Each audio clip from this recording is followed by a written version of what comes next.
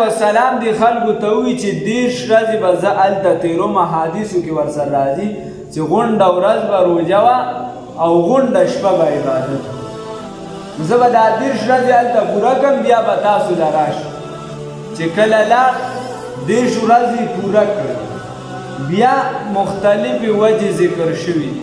یا الله غوښتل داسې بس دغه نورې بانې شوې. یوه وجه پکې دا هم ده، اگر چې حدیث ډېر مضبوط نه دی، خو د روژې حالت کې موسی علیه السلام وی چې اوس به د الله سره چونکې دیدار وي، نو دا 10 ورځې مې روژه ونیسله، د خولې نه مې چېرته بوی نه ځي، نو هغه دا مسواک و.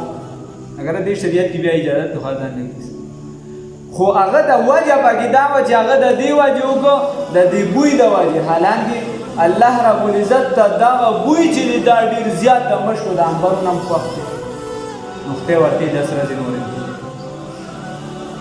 خدای ورته وي 10 ورځې نور هم تېرې کوس.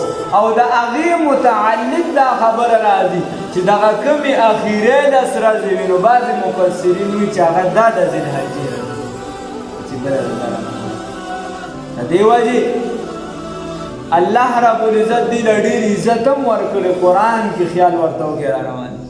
قرآن کې چې الله په کومو ورځو باندې قسم خوړلی دی، د ابن عباس او د بعضو مفسرینو په رایې باندې والفجر ولیال عشر، دا دغه 10 شپو نه مراد چې دی دا د ذوالحجې دا 10 شپې. او رسول الله صلی الله علیه وسلم فرمایي د حدیث مفهوم دی د دې د یوې شپې عبادت د ټول کال د شپو برابر، او د دې د یوې ورځې عبادت د ټول کال د ورځو برابر، او د دې یوه روژه دا د کال د روژو برابر ده، او د عرفې د ورځې روژه بیا د 2 کالو کفاره ده، یو د تېر شوي کال یو د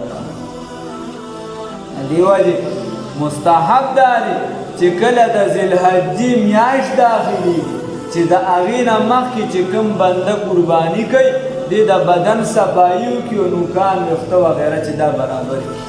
د دې نه مراد د بدن د صفایي نه زما ګیره نه ده، نو چې دا سم کړي. ځکه مستحب دا دي چې بیا څو قرباني کوي چې په دغه ورځو کې دا ویښته وانه دي، و دا د حج د وجې نه دې کې بله وجه نورې پکې مختلفې علمي وجې. او بله که چېرته بیا انسان دی په دغه ورځو کې د ده دا ویښته یا نوکان موکان غټ شي، ده په دې کې وانغسته ذوالحجه پرې داخله شي، نو بیا به لازم دی واجب دی بیا به کار کوي، ځکه چې بیا حرامو ته یا مکروه ته نیسي.